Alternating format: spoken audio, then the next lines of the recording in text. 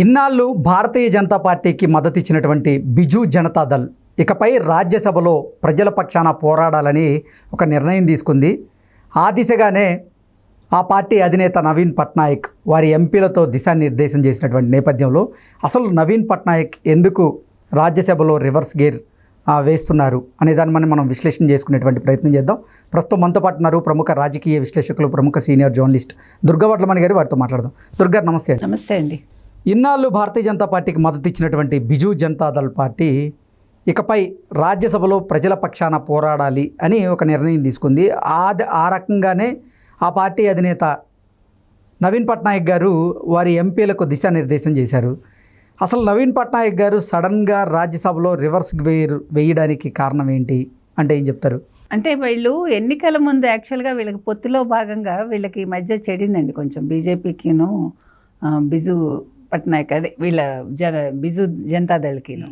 So అది మనసులో పెట్టుకున్నాడు ఆయన ఈసారి ముఖ్యమంత్రి కూడా కాలేకపోయారు కదా. అంటే వయసు రీత్యా కావచ్చు, చాలా కారణాలు ఉన్నాయి దానికి.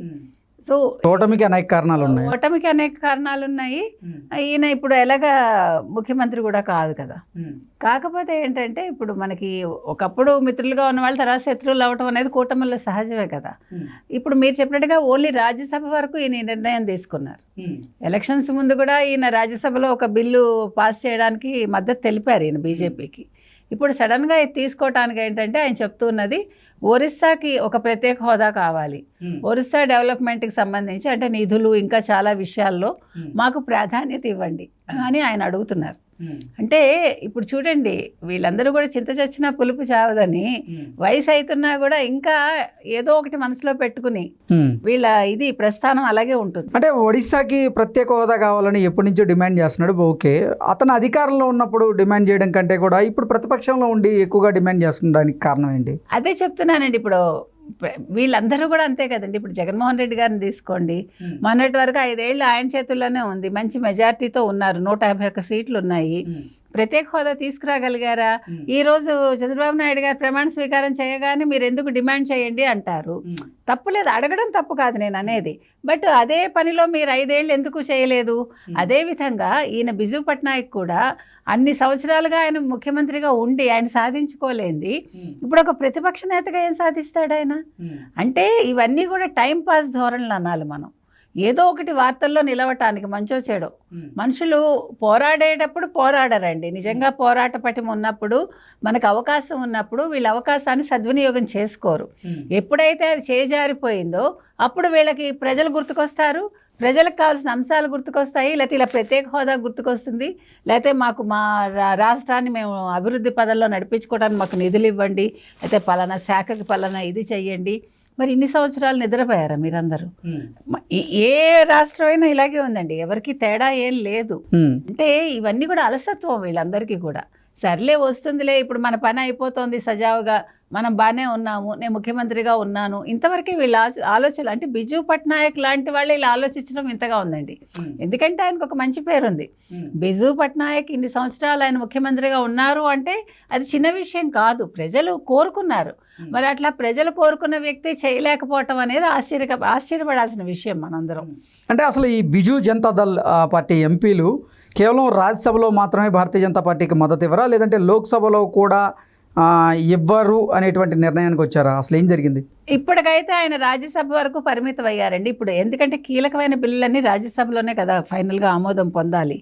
ఇప్పుడు మీకు జగన్మోహన్ రెడ్డి గారు చెప్పినా అదే, మా దగ్గర మీకు రాజ్యసభలో మా వాళ్ళ అవసరం ఉంటుంది మీకని. అంటే ఈ ఓడిపోయిన పార్టీలన్నీ కూడా అక్కడ పట్టు బిగిస్తున్నాయి, మీరు గమనించారంటే.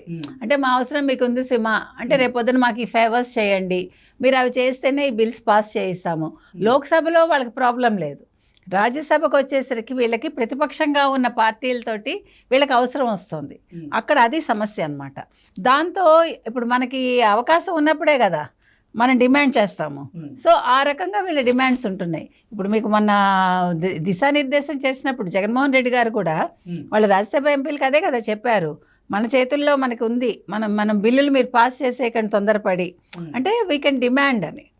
సో వాళ్ళకున్న అవకాశం, ఏ అవకాశాన్ని ఏ రాజకీయ నాయకుడు వదులుకోరు కదండి. ఇప్పుడు అదే అనుకున్నారు ఇక్కడ కేసీఆర్ గారు కూడా తెలంగాణలో. కానీ ఆయన బ్యాడ్ లక్, ఆయనకు ఒకటి కూడా రాలేదు.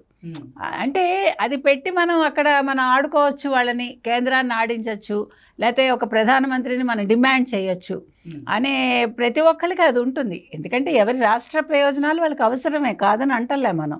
కానీ రాష్ట్ర ప్రయోజనాల వంకతోటి మీరు వ్యక్తిగత ప్రయోజనాలు ఎక్కువ చేసుకుంటున్నారు. అలా కాకుండా ఏ రాష్ట్ర ముఖ్యమంత్రి కావచ్చు, ప్రతిపక్ష నేత కావచ్చు, మీకు అవకాశం ఉన్నప్పుడు మీరు రాష్ట్ర ప్రయోజనాల కోసం డిమాండ్ చేయండి, తప్పులేదు.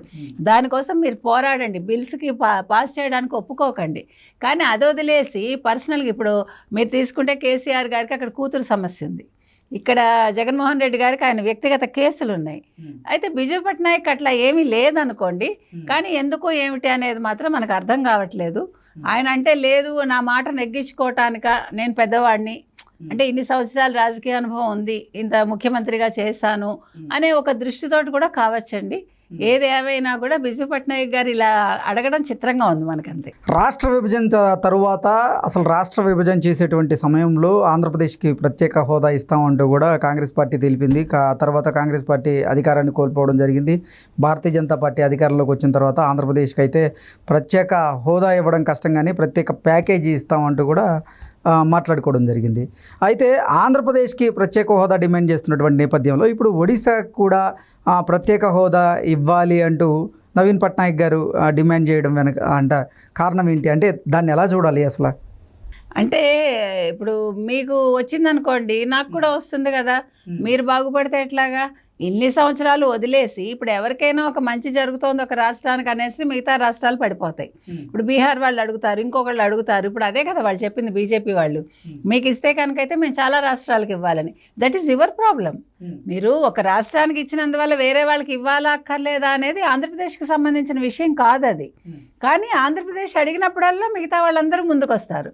అదేవిధంగా ఈరోజు ఒడిశా బిజు పట్నాయక్ గారు ముందుకు వచ్చారు. అంటే అసలు ఒడిశాకి ప్రత్యేక హోదా కావాలి అంటూ నవీన్ పట్నాయక్ గారు డిమాండ్ చేసినటువంటి నేపథ్యంలో ఇది ఒక వ్యూహంలో భాగమా? అంటే ఒడిశాలో బిజు జనతా దళ్ ఇప్పుడు ప్రతిపక్షంలో ఉన్నటువంటి నేపథ్యంలో కొన్ని వ్యూహాలు రచించి ప్రజల్లోకి వెళ్ళాలి అనే ఉద్దేశంతోనే ఇప్పుడు ఈ ప్రత్యేక హోదా అంశాన్ని తెర వెనక్కి తీసుకొస్తున్నారా నవీన్ పట్నాయక్ గారు? అంటే ఏం చెప్తారు? ఖచ్చితంగా అంతే ఉంటుందండి. ఇంక అంతకు మించి ఏముండదు. ఎవరి స్వప్రయోజనాలు వాళ్ళు చూసుకుంటున్నారు అంతే. నిజంగా రాష్ట్రం ముందుకు వెళ్ళాలి ఏమండి. ఈరోజు ఒడిశా మీరు చూసారంటే పెద్ద అభివృద్ధిలో ఏమీ లేదు. అది చెప్పాలంటే ఎక్కడేసిన గొంగళి అక్కడే ఉంది. ఎప్పుడు ఎలా ఉందో ఇప్పుడు అలాగే ఉంది. ముందుకి వెళ్ళలేదు, వెనక్కి వెళ్ళలేదు, మీరు ఇందాక మనం అనుకున్నట్టుగా. కాబట్టి వీళ్ళు అవసరం వచ్చినప్పుడు ప్రజలు గుర్తుకొచ్చి, అవసరం వచ్చినప్పుడు రాష్ట్రం గుర్తుకు రావటం కాదండి. వాళ్ళు ఎప్పుడూ కూడా వాళ్ళ అధికారంలో ఉన్నప్పుడు అధికారాన్ని వినియోగించుకుని వాళ్ళు తెచ్చుంటే బాగుండేది. ఇప్పుడు ఆంధ్రప్రదేశ్ అడుగుతోంది కాబట్టి మాకు కూడా కావాలి అంటే తప్పు నన్ను అడిగితే. ఇప్పుడు మీకు ఇంకా అసలు చెప్పాలంటే భాషా ప్రయుక్త రాష్ట్రాలు విడిపోయినప్పుడు మొట్టమొదటి విడిపోయింది ఒడిశానే, మీకు తెలుసో లేదో. కాబట్టి వాళ్ళ ఇన్ని సంవత్సరాలు ఏం చేశారు మీరు? నిన్న ఇవాళ జరిగిన విషయం కాదు ఇది. ఇన్ని ప్రభుత్వాలు మారాయి, కేంద్రంలో కాంగ్రెసే ఎన్నో సంవత్సరాలు ఉంది, తర్వాత బీజేపీ వచ్చింది. కానీ మరి కాంగ్రెస్ ఇన్ని సంవత్సరాలు ఉన్నప్పుడు మీరందరూ ఏం చేశారు? నిద్రపోయారా? ఇప్పుడు అప్పుడు కూడా నవీన్ పట్నాయక్ అధికారంలోనే ఉన్నారు కదా ఒడిశాలో. That's what. మీరు ఎన్ని సంవత్సరాలు ముఖ్యమంత్రిగా ఉన్నారు? నేను అనేది ఒడిశా విడిపోయి ఇన్ని సంవత్సరాలు అయ్యాక ఇప్పుడు కొత్తగా ఈ డిమాండ్ ఏంటండి? మీరు అంటే ఇన్ని సంవత్సరాలు మీరు ఫెయిల్ అయ్యారా? ఇప్పుడు ఆంధ్రప్రదేశ్కి అడిగినప్పుడు మిగతా వాళ్ళు అడిగితే అది ఆంధ్రప్రదేశ్కి సంబంధం లేదండి. ఇప్పుడు ప్రధాని మోదీ అయినా కూడా చంద్రబాబు నాయుడు గారు అడిగింది అది ప్రత్యేక హోదా. బిజు జనతా దళ్ ఇప్పుడు ఇండియా కూటమిలో కలిసేటువంటి ప్రయత్నం ఏమైనా చేస్తుందా? అందులో భాగంగానే ఇప్పుడు భారతీయ జనతా పార్టీకి రాజ్యసభలో మద్దతు ఇవ్వకూడదు అనేటువంటి నిర్ణయానికి వచ్చిందా అంటే ఏం చెప్తారు? ఉండొచ్చు. ఎందుకంటే ఆల్రెడీ వాళ్ళు చంద్రబాబు నాయుడుని అడిగారు, మీకు ఉప ప్రధానమంత్రి ఇస్తాము, మీరు రండి, మీకు ప్రత్యేక హోదా ఇస్తామని. కానీ ఆయన మిత్రపక్షంలో ఉన్నాను, ఇప్పుడు నేను కొత్తగా బయటకు వచ్చి వాళ్ళని మోసం చేయను అని ఆయన అన్నారు. అయితే మీరు చెప్పినట్టుగా ఇప్పుడు ఈవెన్ వాళ్ళు నితీష్ని కూడా అడిగారు అప్పుడు, కాకపోతే ఆయన కూడా వెళ్ళలేదు. సో వాళ్ళు ఇటు నుంచి నరుక్కొస్తూ ఉండొచ్చు, మనకు తెలియదు. ఎందుకంటే ఈయనకి ఎంపీలు ఉన్నారు కదా చేతిలో. సో ఎంపీల బలం ఉంది కాబట్టి అటు నుంచి నరుక్కొచ్చి మీకు మేము ఇస్తాం ప్రత్యేక హోదా అంటే ఈయన జంప్ చేశారనుకోండి. అందుకే ఈరోజు అమిత్ షా చంద్రబాబు నాయుడు గారికి ఫోన్ చేశారు, ఏంటండి ఇట్లా జరుగుతోంది అని. ఇప్పుడు దీని గురించి మళ్ళీ ఈయన్ని పిలిచి మాట్లాడతారేమో మనకు తెలియదు. ఇప్పుడు కుప్పం పర్యటనలో ఉన్నారు వారు. మరొకవేళ ఈయన ఢిల్లీకి వెళ్తారా మళ్ళీ ఏదన్నా అంటే చర్చల కోసం. ఇప్పుడు ఆయన ఆపటానికి బిజు పట్నాయక్ ఒకవేళ అటువంటి ఉద్దేశం ఏదైనా ఉంటే దాన్ని ఆపి ఇప్పుడు లేకపోతే కూటమికి ఇబ్బంది కదా. సో ఎన్డీఏ కోసం అని కూడా ఇప్పుడు చంద్రబాబు నాయుడు గారిని వాళ్ళు కీలకంగా భావిస్తున్నారు కాబట్టి మరి ఈయన అటు వెళ్ళే అవకాశం ఉండొచ్చు. ఏది ఏమైనా ఇవన్నీ కూడా గేమ్స్ అండి, ఇవన్నీ పొలిటికల్ గేమ్. ఇది మీరు చెప్పినట్టుగా ఇండియా కూటమి ఈయన ఏమైనా లాక్కోవడానికి చూడొచ్చు. సో అందులో భాగంగా ఆయన ఈ రకంగా డెసిషన్ తీసుకుని ఉండొచ్చు. సో దీని మీద మనకు 1-2 రోజుల్లో విషయాలు బయటకు వచ్చే అవకాశం అయితే ఉంది.